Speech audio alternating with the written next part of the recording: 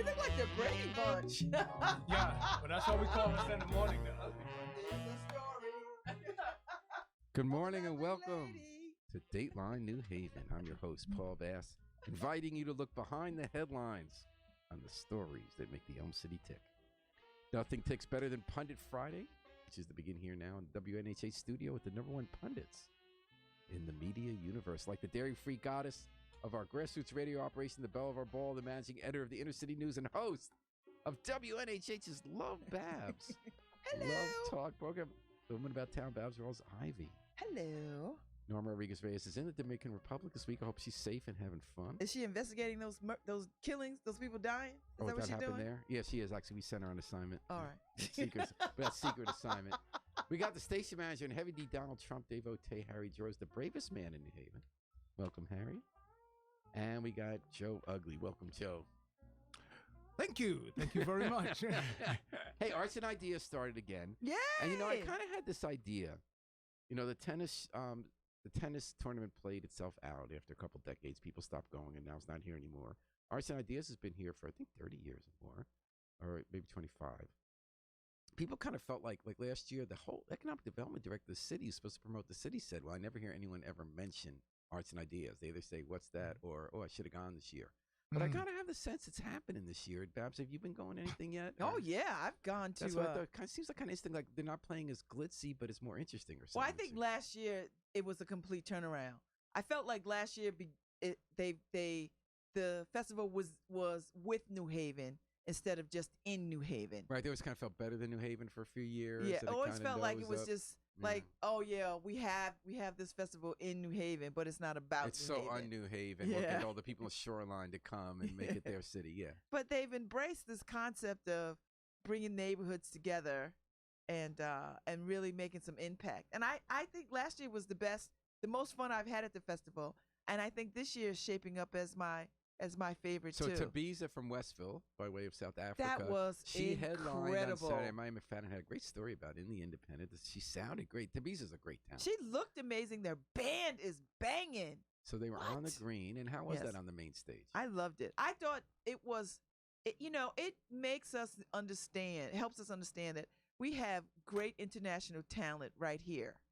And I love her music. She was main stage ready. Do you know what I mean? Sometimes you can put people on the main stage and they're not prime time ready. Mm-hmm. Yeah. Oh, she embraced that whole thing. She was a star, and she came with world class happening. I mean, she was just incredible up there. And what Her else? band, What else you seen?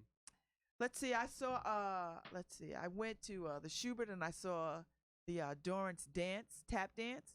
Mm-hmm. Oh my God, that tap dance was unbelievable. They've taken tap dance to a whole new level. Is that right? It's, I think the last time I really enjoyed tap dance was like, you knew Ben Vereen tap dance, Savion Glover, all of that. But this was contemporary. It was thought-provoking. And they had a full band on stage. That's what's up. And last year they had that, I think it was a world premiere, that Sgt. Pepper's revisiting with dance. That was really interesting, too. Yes, I didn't catch that. I love that. I love when you do something really different that makes you see something new. And they got people on the green this weekend. They got Force MDs and Vivian Green. Now, this is very black.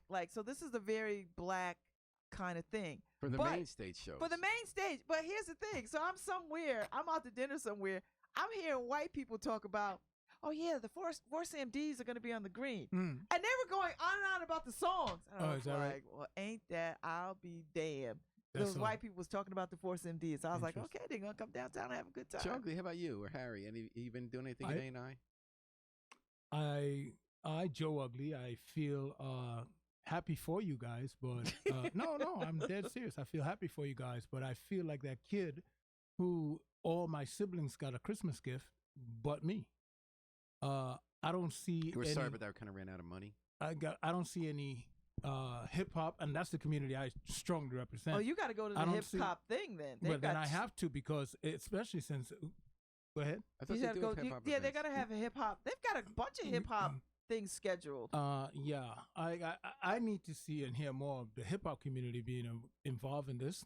I like to know that who's coming, I think they are this because year. all the artists that I saw line up, the lineups I saw, I didn't see anything that says that was designated for a.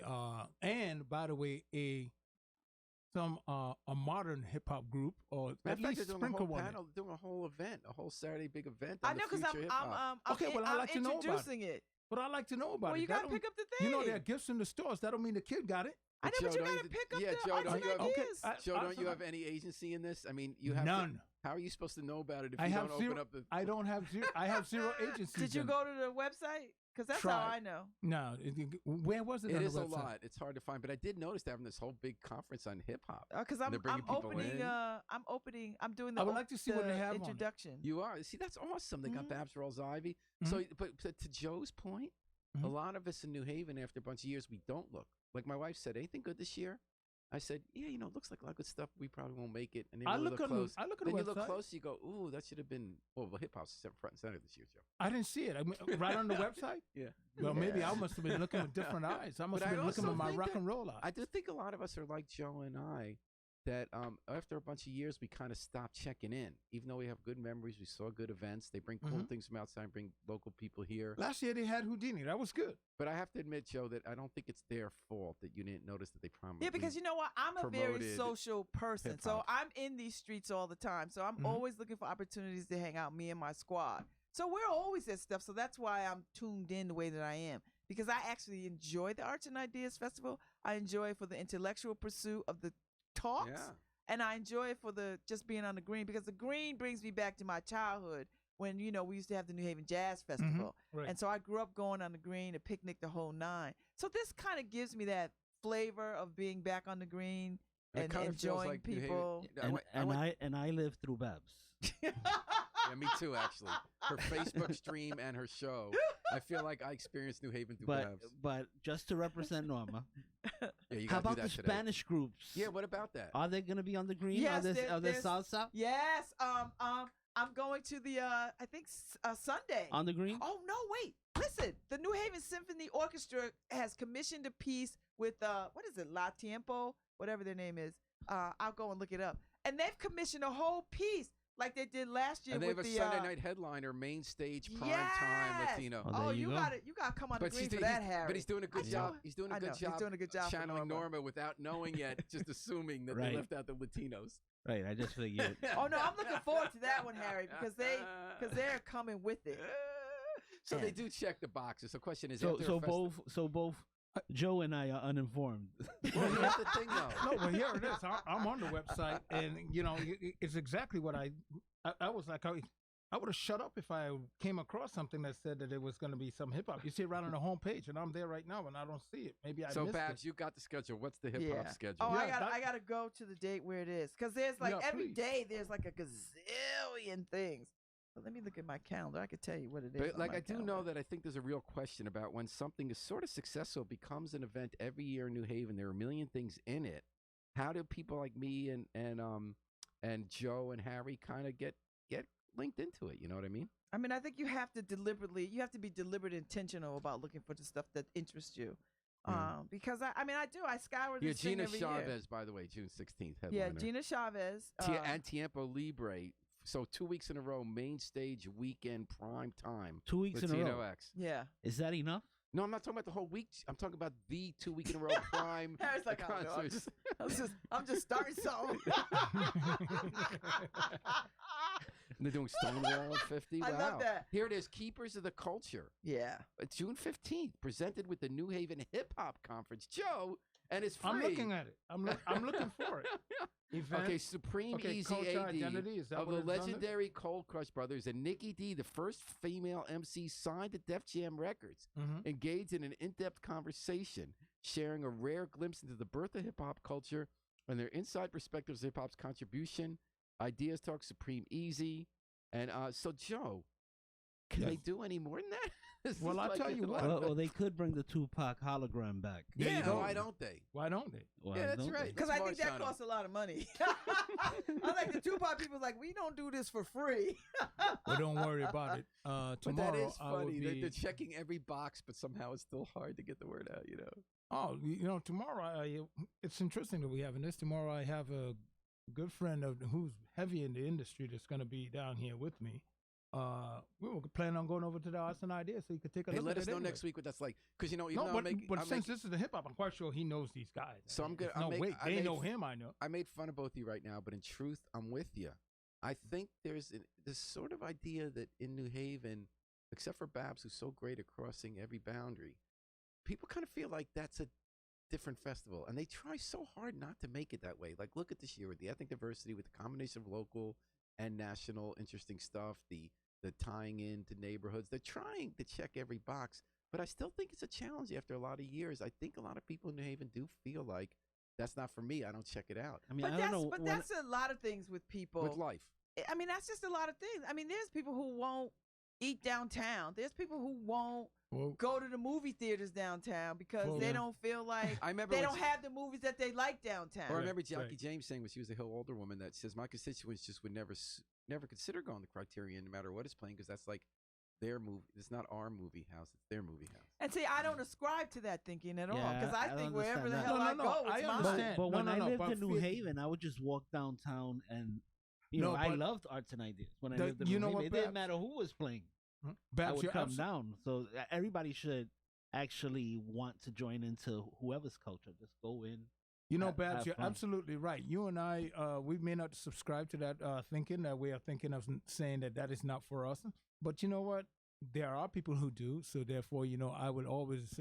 But I don't know what you do with those people. Well, you try to make them feel inclusive. I mean, because we have found ways Joe, to he feel didn't inclusive. care about Arts and Ideas unless there was hip hop. Yeah, absolutely. So you got the same problem. Yeah, I do. I do. I don't think that's the festival's problem. Yes, in fact, the festival hit a home run this year. With everything we brought up, they hit a home run. And they they run in the inner city. They run their stuff in the inner city so that people can see it and they feel included. And so let's feel just urge everyone to go to Arts and Ideas. Go see something. Let's tell them they're doing it right, and we're going to pay more attention and help them succeed. What do you think? I would love for them to succeed. I mean, I'm not trying to see them not succeed. I would like to see the thing there, but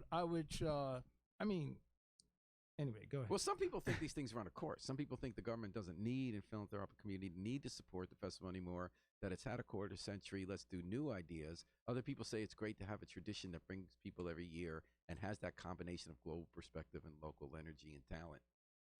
Like you said, they're bringing in national and what's the local for the hip hop? Well, they have a local hip hop community collective part of it. Yeah. Yeah. What is that? I don't know. We'll find out. Maybe you should go and find out. Oh, You'll that's exactly what I want to do. Maybe get them on your show. I want to know exactly what that is. So, Joe Ugly, we have a converse. Say hallelujah. You've seen the light.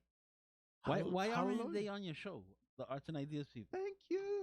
Did you ask them? Thank you. But they should be looking to actually. I got to reach out to them? What? It's your show. No, but why do I have? Don't you have to invite them? If I'm gonna have, I always have to invite people. No, but there's certain things that I don't have to reach out to. People find me. I don't understand that thinking. If you want people on your show, why don't you invite them? No, I don't have to do that for this because what they're trying to do is to reach out to the community. Then you use all the venues that reach the community. I know, but you're only one part of the community. You're not the community. I'm not the community at all. So I mean, I think reach you're a part one of the part? community. So can't you reach one part? You know what else he's part of? I think a very important community, and that's Friday Pundits, which you're listening to on WNHH. Babs is right, Joe is wrong. Live streamed at newhavenindependent.org. We're doing the stories of the week, such as two beautiful people who really helped make New Haven a great place without getting a lot of attention for her past. Died in the last 2 weeks. One had a funeral, one's coming up. One was Sheila Bell. We mentioned last week she had the funeral this week. I went yesterday. Well, I went to the viewing. Civic betterment, whether it was in a public official role as the city's public community service administrator, working the housing authority, or was the church sorority. What was the funeral like? Big out. I got there at 10 for the viewing before the service because the service started at 12. But the viewing was from 10 to 12. So it was really nice to sort of get there and be in fellowship with people who knew her. Oh, and people I haven't seen in quite some time. And her reach was vast and wide. So there was all kinds of people there, and people spoke and said nice things and wonderful things and funny memories of her because Sheila was a larger than life kind of person, very Southern, very girlfriend, very, she was good people. And so. Such as, is it Beulah Heights? Yes, it was at Beulah Heights, which I hadn't been in, I don't know, 30 years. It seems like the funerals I go to are Beulah Heights. But anyway, It's interesting to me that you went that the ritual is you go for 2 hours for the viewing, so before it even gets started, and funerals take a long time. So people kind of make it at least a half day, huh? When someone important in their community dies, and you said you have to that's a very black thing. See, Jews, we go in and out. I know. Catholics too. They like get the mass in, burn some incense, and out. I was looking at the Chosen pictures. Frozen. I was looking at the pictures you put up, and now I don't know the person, so I'm looking at how everybody's dressing. I know. They did dress nicely. He was right. He lived vicariously through you. Yeah. We all live. It's Bab's world. Bab's world. And we're just visiting. There you go. We got a visa until Trump takes it away. So also, Jack Paulishin died, and that was happening over a long time, melanoma. Yeah, I saw him the other couple of weeks ago. He was a hero picture. Hill House High teacher. He was in my neighborhood. Great guy. He really cared about the public good. I mean, he would take a lot of kids under his wing. They would live at his house sometimes, and he would help them, like if they had really tough home situations, get on the track. And a lot of them went to college, grad school. Johanna Hayes, the congresswoman, is someone he inspired. Yeah. He was a teaching mentor. And he did a lot of history and government. So he'd bring kids here to tally votes on election night at the polls to learn that. And he was just a great, great man. He did a lot of stuff with his church. And so he died yesterday, and they named the Audiovisual Center at Hill House, where he was for decades. There's like men, and then there's Jack Paulson, right? Like he's just taller than everyone, taller in stature and integrity. And, I saw him a couple of weeks ago at the gas station. He pulled up and ran up on me. He's like, Babs! Da-da-da-da-da. He's like, I'll come on your show. It's like, yeah. He's like, but don't tell anybody. I'm supposed to be working right now, but I'm cutting classes. He kept showing up when he was dying. And so we had a conversation about him. I said, how you feeling? He's like, well, the end is coming. I said, well, are you prepared? Are your affairs in order? I said, don't be like black people. Your mess ain't right. He's like, no, I got it. Everything is in order. He's like, I'm concerned about my wife. Everybody else. I said, yeah, you'll be missed. I said, you'll be great. But everyone had time to say goodbye and deal with it over years. I mean, he was declining over years. I didn't think it was going to go that quickly, though. I thought at the end. I always think I always have more time with people. I always think that. Yeah. This is like the fourth or fifth person in my universe who has passed that I thought I'd get back around to see one more time. Well, it's interesting. I went to say goodbye. I've told you the story before. 2 years ago, my best friend from growing up went to California. He was in hospice, dying, couldn't eat, and we said goodbye. And then all of a sudden he recovered. They don't know why. Brain cancer. They kicked him out of hospice. He got married. When I go to hospice, Paul, you better damn near come. I want to see Paul back. I want to see Paul back. That's gonna be my last. That's my last one. So now it's like we send me Paul back. And now he's got this like clean bill of health. That's what I mean. I want Paul back. And if I go to hospice, I'm like, listen, my last words are gonna be get Paul back. So then you think you said goodbye, and then it's sort of like life's going on. Oh no, I want Paul to come, and I want you to give your goodbyes. Don't come and give me that. Oh, it's gonna be okay. No, I want to give me your goodbyes, and then I'm a moonwalk up out of there. No, I'm seriously thinking of this because I think it's you, Paul Bass. Yeah, you got that mojo. He's got the resurrection touch.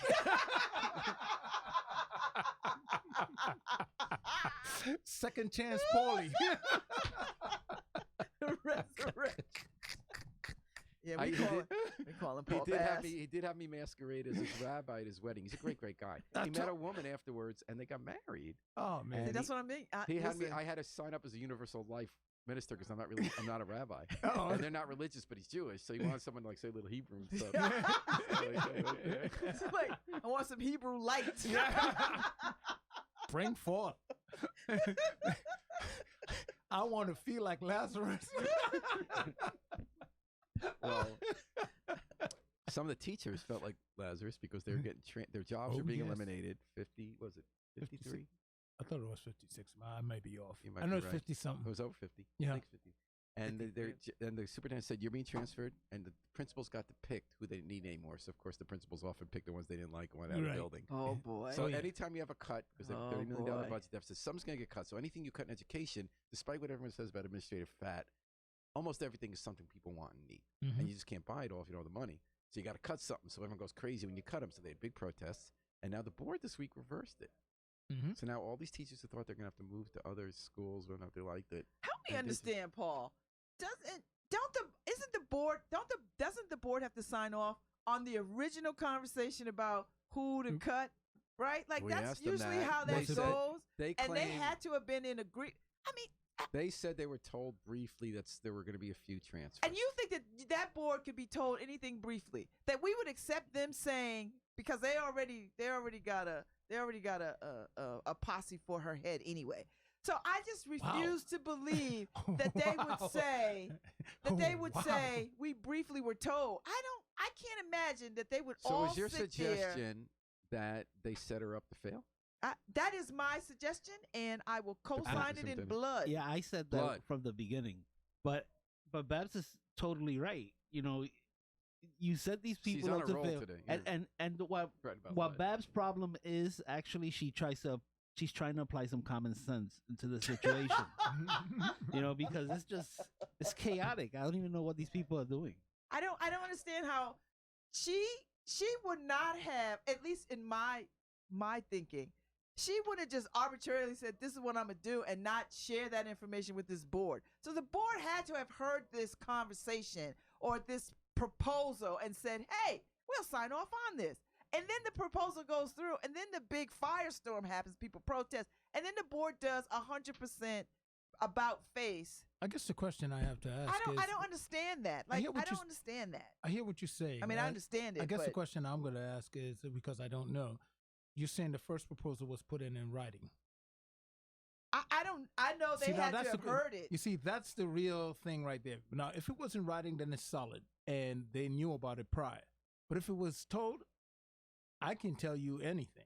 But isn't Babs saying that board knows enough to ask for details when someone tells them? That's what I mean. Right, that it's discussed. I mean, they ask for details on the most mundane of things. Right, okay. I know it's the funniest thing was the role of the teachers union. The teachers union president was in discussions with the superintendent saying, I want to try to minimize the pain to my membership. So he said, rather than laying off anyone with the first round of cuts, let's find ways so they can keep their jobs but have them transferred elsewhere through attrition. So the teachers union was very involved at the executive level, and they signed off. They thought this was best for their members. Then the members erupted in protest. So they signed off without checking with their backed off and said, well, now we're going to fire grievances about how it was done. You know what? A bigger picture. You know what? They don't need a superintendent. Why don't they just self-govern? Yeah. Oh my God. I mean, no, because I think they need that experience. Because there's no point to the superintendent life. Well, there's no question they're getting rid of this woman. They're just waiting until after the election because they don't want more mess. Yeah. But the larger question, I think, is we don't have all the money we want to run the schools the way we want. Mm-hmm. Now, we got a little help at the end of the session from the governor who's giving us 2 extra years of magnet money we didn't know we were getting. But there have to be cuts. I mean, if we don't have the $30 million, and there's a view right now in American cities like New Haven, which I do not share, that you can't tax people more for more public goods, then you're going to have to make decisions that get people upset for good reason because we do want the best for our kids. So then politics step in, and everybody who has an agenda or looking for their own advancement can ride the outrage at cuts. And I feel whoever's right or wrong in each fight, the larger wrong is that we don't have a plan, perhaps the resources, perhaps not, to make schools good enough with the money we have or can afford to pay. And until we do, we're all going to be fighting over the crumbs. I think you're right. That's it. I tell you, my thought pattern here is no matter what he said, that tone of his voice, I'm buying.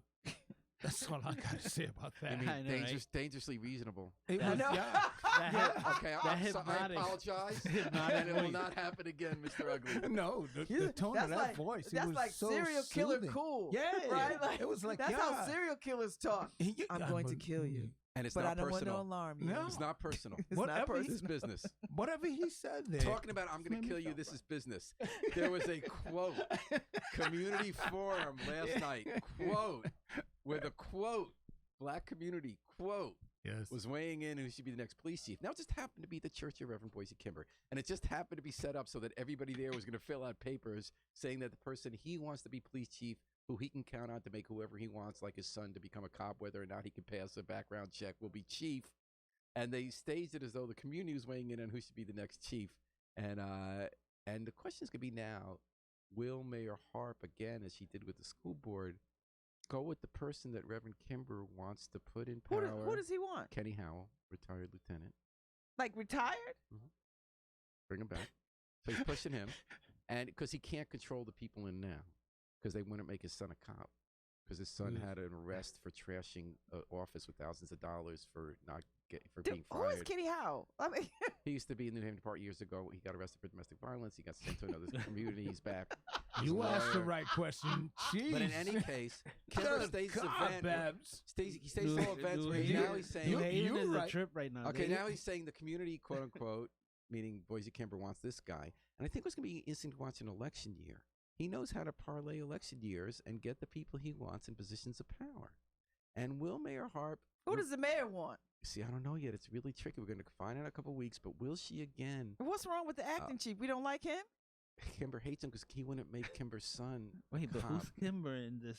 Is he an official? Is he? Well, did he get elected to anything? You don't know who the kid Oh no, is? he knows who he is. He's just asking the questions. Like I said, he don't know who the governors, kid is. congressmen, people give him money to have them not protest him. Hamden, he's having a say who's police chief there. There's this whole history in New Haven where he pretends to be a community by staging an event, but really is making deals behind the scene. New Haven needs to. No, everywhere needs to step back. Everywhere needs to stop that. Let Mayor Harp do her job. Yeah. And let the superintendent do her job. Let people do their job. Well, why are there so many voices? Feel she could make the decision and get Reverend Kimber riled on an election year when she needs the black vote to turn out. This is the thing about what people like to always say. Let people do their jobs. And then sometimes look what happens when we let Congress just supposedly just go do their jobs. Or whenever you let any elected official just do their jobs without knowing that they're going to be checked, they run amok. Check is one thing. But but this is a hostage situation. Yeah, it's just ridiculous. Well, he's partly running the city no, right this now. is a hostage and he's situation. got Hamden now too. I just don't. No. I don't like I'm not on his side. Let's clarify. I'm not on anybody's side. I'm on the side of right. Exactly. Who do you want to see be the next chief? I think the acting chief is. I think this what guy is wrong with the acting chief? What's wrong with the acting chief? Outside of what Paul said, he's respected. He's I liked. wasn't talking about. No, I didn't say anything about the acting chief. She was asking about one of the other candidates who I think no one said I like you did, Paul. But you said why. The question before was why can't he be the acting chief? And you said because Boise Kimber don't want him. That's what I was referring to outside of what Paul said. That's the only reason. You don't think it should be up to Reverend Kimber, who's the chief? Isn't that something? No. I think what's his Ray? What's his Reyes? Reyes, yeah, Reyes. I think he's smart. I think he is. He's well respected. And he's community oriented. He's community oriented. He's a Latino. I spoke with this guy, man. And people like him. And I smoke cigars with him at the owl shop. Oh, is that right? You know, you know something? When you speak with someone and you could always tell how they have that feeling about you. And I spoke with this guy, and he didn't have to be courteous. He just made sure that I understood that, hey, I'm a human being just like you. Let's talk. No, his first thing is to try to relate to you, which is awesome. Which is what you should. And, it is. And forget Boise Kimber. Babs just put her seal of approval on Tony Reyes. So. No, I don't see why he shouldn't be. I honestly don't. I don't understand why. I don't know other why than this what is. Paul has said. Paul I mean, does he have a background that we need to be like? Oh well then. But this cat who was a domestic violence, who was a wife beater, is that what he is? Wife, beat his wife. Was he convicted of that or? Allegedly. I don't know what the outcome is. Okay. Allegedly. All right. Okay. Well, you're listening to Pundit Friday on WNHH 103.5 FM live stream newhaven.org with the best pundits in the universe. Lead paint. I'm gonna have to lower my voice again because it's complicated. Lead paint was a big issue in town this week.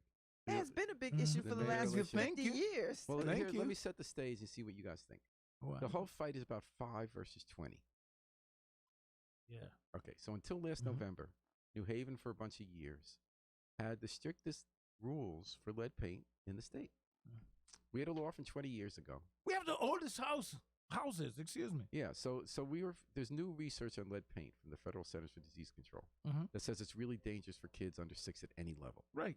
So they say once you hit 5 deciliters per micrograms per deciliter, 5, okay, is the That's measure. what it was. Amount of lead. No, now. They're saying now if you have that, you're in danger. And for every 10 micrograms, you're going to lose 2 IQ points. You're going to have risk of long-term brain disease and other emotional problems. And so until last November, the city would force landlords, even bring them into court sometimes, and say they broke the law if they didn't clean up apartments if kids were testing at the level of 5. Now, since November, we didn't know about this. The Harbor administration made a decision, didn't have the money for inspectors anymore. And we found out in court as 3 judges chewed out the Harbor administration for doing such a bad job and let Payne Iwasa judge do this. They found out they were keeping paper records instead of computerized records in all their cases, so they weren't keeping up with the landlords. So what they decided is they're going to go do what the rest of the state does now and what our laws said 20 years ago, that we'll wait until they reach a level of 20 before we require them to clean up under the law. So Legal Aid is suing on behalf of 300 families who they say their kids are poisoned.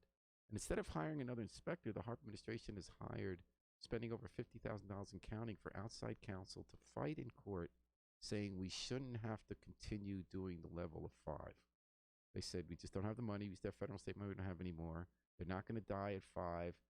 And they're arguing about what that 5 versus 20 means. They're saying 5 just means it's time to pay attention to it, but they're going to be okay until they get to 20. You don't even have to treat them until they're 40. The other side's saying the way the law was worded, you're supposed to take new research into account. And the new research shows that you are in danger at 5. So what's interesting to me about whoever's right, so of course Justin Elicker running against Mayor Harper seized on this. He said this is like Flint where you're poisoning kids with lead and you don't care. Mayor Harper says that's outrageous. He said I care a lot about kids. We just don't have money that we used to have from other sources to have enough inspectors to do that. Mm-hmm.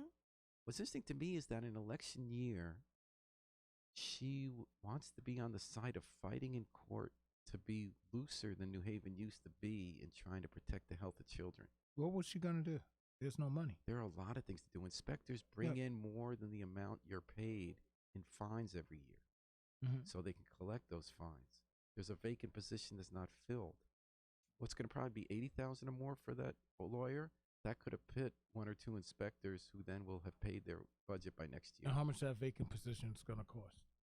That's what I'm saying, that they're trying to fill that, just haven't been around. They have an incompetent health department. Well, you know what, this is what election season is about, to exploit people's weaknesses, to exploit where the weaknesses are in any sitting administration. And the health department has been a weakness. Remember that data breach that they never felt bad about? For my money, I want to see what happens after the election. I mean, we could talk about all this now, and shame on you, shame on you. I don't mean shame. It's just an interesting dynamic, because there are arguments. They might prevail on the law. They might succeed with expensive lawyers at taxpayer expense to win the right not to protect 300 children. I don't know what a victory that is. I don't know. Again, phrase the way you said it. Of course what number in line is this on top of all the other stuff that we got to deal with? No, seriously. I agree. I mean, I think, we want to feel some kind of way about these things, and rightly so. But we have got to also look at all the other things that require our attention. You have to make choices. And you have to make choices. And I'm not suggesting we sacrifice children for anything. I think we have to decide as a community, as a city, what is the priority? What is the priority? The truth is that health department has been a mess for a long time. For a long time. Do we still have a health department? I think it's in quotes. Barely. But you know what? It's easy to actually stand on the outside of the bubble and pick at the little things that you see. But realism. Look. If he happens to get the job. Oh, you mean the challenger? Yeah. Elicker? But it's easy now. He's standing outside. It's easy standing outside. Everything you're mad about, I'll do better. But realism is a totally different thing, and having a budget and not being able to pay people. And communities of people who feel like your attention should be over here, or look at my issue. My issue is important. I mean, 300. When you're a challenger, you have the luxury of being able to throw the stones and not having to make the decision. That's what I mean. The elections are about exploitation of the current administration's weakness. That's what it is. Yeah. And some people are very good at it, and some people aren't. Those who are good at it can get elected. Yeah, I'm not sure if the challenger is great at it or not. I know some people are upset about things. I kind of feel sometimes that the Harper administration is feeding their opponents the ammunition. I think every administration is going to do that. Stefano would do everything from day one to make sure he would sacrifice the public good, like in the schools, no one running against him. To make sure. When he had a challenge, he would even consider who challenged him? 2011. He took so seriously when there's nobody. Who was that? I don't remember his name. Jeff. Exactly. You don't remember. But he got 45% of the vote. Okay. And DeStefano was so out of worried. 300 people voted that year. He was so worried that he was keeping in failing principles because he didn't want to look like there was any weakness and they were raising money for him. So he was willing to sacrifice the public good to stay in office at the slightest hint of a challenge. Yeah, but he was a totally different animal, right? When it came He to didn't politics, feed his opponent's ammunition. He took the ammunition away, which isn't necessarily good. Yeah. It didn't help kids. Well, I mean, Yeah. I don't even think there was a gun, Paul.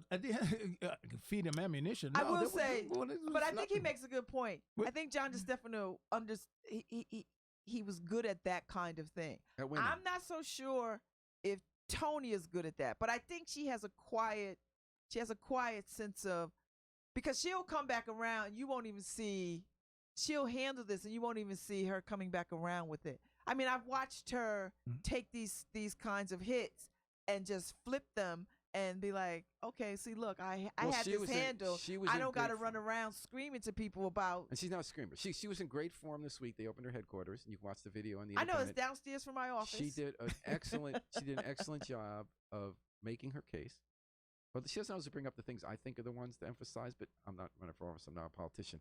But, she made a very strong but speech you're right. that showed her ready to run. Mhm. I didn't see a big crowd. Yeah. I didn't see a lot of But you know what? enthusiasm. This is a tough time of year because there's a lot of graduations going on. There's a lot of graduations across this city, and people couldn't do it. There's a lot of stuff. She had a good crowd at her announcement. Yeah. Back in I March. also wonder if crowds are no longer the measure of political campaigns. Yeah. In the state, when people ran for governor this time, I didn't see big crowds at rallies. We used to. Like when Lamont ran in 2006. Because we didn't have social media. We had big rallies. But social media should get you bigger crowds. No. Not Hong when you got Kong. Facebook Live. No, you know stay why? home and Because be part of it. I could be in the restaurant having dinner at 5:30 and Right. be like, oh yeah, At Facebook Live. I'm gonna look at the rally. But, Go high five, Two Tony. words, Hong Kong. The Chinese government is doing a tax, denial of service tax, to stop social media from getting tens of thousands They of might as people. well let that go. They're not gonna win that. Hong Kong people, beautiful China, y'all not gonna win that fight. China's going to win. They're not gonna. No, they're not. It's over. Well, They're they'll not gonna lock win. him out. China's going to definitely win. They're not gonna China's win. already got the mayor there and on their side. At some point, you cannot oppress people that way No. and they not fight The back. Uyghurs, is that how you pronounce it? They got 1 million people basically in a virtual concentration camp right now. Yeah. I mean, over yeah. 1 million Muslims Right. in Yeah. concentration Right. camps. Yeah. I don't see any. They're Okay, winning. and They're nobody- winning that one. Like, No one's Nobody talking about cares. Yeah, nobody cares. It's not over. It's It's nowhere insane. on the news. None of the major. Well, Well, we're look what's talking about happening it. in the Sudan. Sudan. Who's caring Oh, my about the women God, and don't children even- being raped and killed in the Sudan right now? Yep. Like this is when we want to talk about genocide, this is textbook genocide right Yep. here. Yep. It's So just who's like, talking about remember that? the girls who disappeared for a long time. The Nobody was Chibok girls, the yeah. Nigerian girls. Nigerian girls. No That's- one. that's talked why about that the- for a No, long the time. Deltas are still talking The social about it. Oh, media absolutely. part of it, it's I don't know what's happening. Before we were using it to highlight stuff, right? Yeah. Now it's like we're using Now it he's to to cover up to stuff, suppress. Yeah. right? So we kind of make things, trend. So if it's trending, you don't have to look over there, Yeah. Right. So that's Trump's ideas. He Well, gets that's his that- ideas that's what I'm trending. saying. You don't look at his other but that's stuff. what I'm saying. He's using it He's because he's he the knows how to use master it. of He that. does. He knows how to use it. But look at Biden and Bernie Sanders. Bernie I Sanders. haven't seen them anywhere. Well, Bernie Sanders, when he shows up at a rally, he gets 5,000 people. Joe Biden's getting 200 people. So how is Joe Biden And I'm wondering about the 20 crowds, points 'cause- ahead of and Bernie War- and Sanders? Because you still Warren- connect with And voters. Warren's That's building why. without the crowds, but she's getting the social media presence. No, It's kinda right. But Warren is. You see, once again, Warren is building on issues. Yeah, she's Yeah. really She good. is- She's like bringing the only home the one issues. talking Yep. about. She I mean, is she's building actually strong. talking about some real stuff. Every time you get comfortable with one, she do a Trump. She throw another one at you. Yeah. So She's bringing some real issues. Yeah, like she is she having. is. She's wanting to have real conversation. Everybody else is like, "Oh, see me, look at me." Right. da-da-da-da. And See, just here's- and just look at her three months ago Mhm. and who she is now. Yeah. She's actually developed She a was. character here. She at the beginning, she really. She was always had a doing it character. right. No, but she's actually She's developing. like a character, not Oh, character. She always okay. had character, but she's becoming a character. Well, He's right. she's found her voice. She I think has. she's found her lane to like. Yeah. Yeah, I'm I just think- gonna drive right down Right. this lane. I don't Yeah. gotta, I don't gotta go left or and right. and, I and just gotta and do she. it. I Just wish gotta she do what's would have right. not responded to this 45 with his name calling. Like, What and do you it's mean? hard because when he was calling her Pocahontas and all Yeah, that kind yeah. of stuff. Because I think about this all the time. We expel children out of schools for bullying behavior. Mhm. Like, you can't bully people in the workforce. Like, if somebody's aggressive in the workforce, Mhm. HR will deal with you. And so I think it's hard to sort of not respond to that kind of foolishness when people come at you? Well, but I think she's found her. That's why she's moving up. That's what I mean. She found her way to sort of like not. She stopped listening to him. Right. Yeah. She's not gonna react to him. Yeah. So and she knows exactly. This is what I'm saying. She's found a new focus. Because I think once people figured that part out, because I see it because she was hurting herself. Yeah, she kept responding. Especially when she went and especially when she went and did the test. Because when people put you on the defense, it's the same thing with when Barack Obama went and give out his long form. I'm like, why? When you put people on the defense, they lose. Exactly. Because then somebody else is just lobbing the shots at you, and you either have to return them. So what you have to do is just like, I'm not bothered by that. So the question of when a politician should respond on social media came up in Hamden this week. Oh, yeah. So as a Republican running for office, she announces on social media, I'm running for council. She was an at-large councilwoman asking to run a district. So always people writing in, I agree with you. And they started writing a couple of comments about how Southern Hamden, where black people are concentrated in Hamden. There are black people everywhere in Hamden, but that's where they much larger numbers. Said that it's a ghetto. One guy said, I go there, I'm armed anytime I'm going to go to Southern Hamden. In Hamden? Yeah, they kept talking about ghetto. That's how they look at anywhere. And this white post anywhere there's black people. And they write these comments, and they write, you got to go armed if you're going to go in Southern Hamden. So she presses a like on each case. So then we asked her why later. And she said what? She said, I hate the comments they made. I wasn't paying enough attention. I often she hates what? I'm sorry. The comments. The ghetto is not a ghetto. You don't need to go. But why armed. did she hit like? She's a saying, like is a damn choice. She said in one case I made a mistake. I meant to put thumbs down. But you can unlike it. Yeah, she did. Right. And then the other case, but she unliked it after she was called but out. Then she said, She said, I'm not going to be the police policing people's statements. I want them to get the hell off social media. If you don't have integrity doing that. No, you know what you don't have any integrity for that. Then you need to get off social media, shut up, and not be seen or heard from. You know what? And then you get those politicians who want to like make everyone who writes something with their name next to it, like they're 15-year-old kids. So what if you have a lot of these threads when local politicians use social media get a lot of comments from people with a lot of views, separate from this question of liking? Should they speak out? Do they have responsibility to respond when somebody says something racist? Yeah, this is what this is not a hard one. Harry thinks it is. No, I don't think they have a responsibility, because as soon as you start reacting to other people's comments and stuff like that, then you associate yourself with. But you know what? Comments. There's a way to sort of respond where, you know what you could say? Do unto others as you would have them do unto you. Whoop, whoop. Whoop. Or this is what I would say. I'm going to be the mayor of all of New Haven, South Side, North Side, East Side, West Side, or Hamden, or whatever it is. Isn't that the standard answer? But you know what? She chose not to do that. I am running to be the mayor of everybody in Hamden. Yep. And that's it. Yep. You don't got to take a position. That's the standard answer. Now, if they get out of line, you got to say, listen, I want the kind of Hamden where everybody feels welcome and appreciated, whether you live on the South Side or the North Side. I want citizens to feel as though it is one Hamden. But you know what's why? Wrong with that? You know what's wrong with that? She knows. But she didn't say that. What she did was let me tell you, a Hamden was not going to vote for her. A politician should never have access to that like button. Never. Okay. Never. Because you shouldn't. I concur. Because the person complaining. Because you take a side. Right. You're taking a side. Yep. The person complaining is just as important as the person's opinion that you like. Yes. Yep. Well, she said her goal was to thank people for participating. But she didn't do that. Thank you. And how is that a thank you? The like button isn't a thank you. Right. I like you. And I want to thank you and everyone for joining us today on Pundit Friday on WNHH FM. We got to get out of here. Thanks to the best pundits in the universe. I'm talking about Babs Rawls-Ivy, Joe Ugly, and Harry Drost. Norma, hopefully we'll be back safe and sound next week. Yes, Norma, come back with your findings. With the scoop. We're going to take it out. Let's know how many Latino activities are on the green this week. Too much hip-hop. We're going to take it out with the Afro-Semitic experience. Then the classical people will come out and say, well, where's the classical music? You heard him, Joe. One day is too much hip-hop. One day is too much. We're going to take it out with the Afro-Semitic experience, performing I Wish I Knew How It Would Feel to Be Free from the group CD, A Plea for Peace. This is Paul Bass inviting you to fly free with us all weekend long at WNHH, New Haven's home for community radio.